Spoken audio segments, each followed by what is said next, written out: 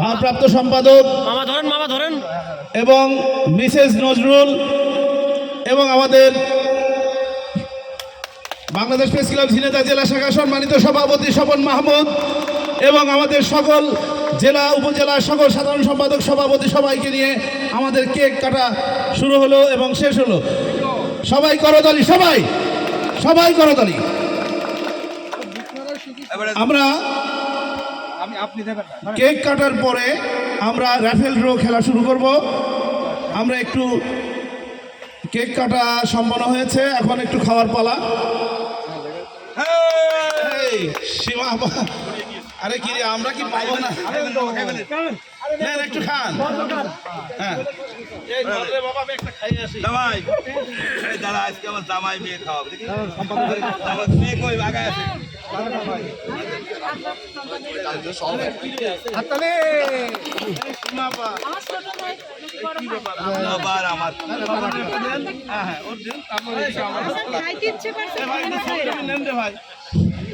আমাদের পরবর্তী আকর্ষণ র্যাফেল ড্র।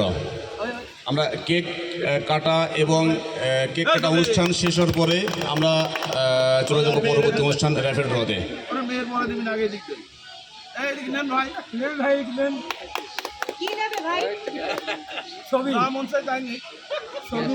এখানে শুধু দেওয়া নেওয়া চলছে, শুধু দেওয়া আর নেওয়া।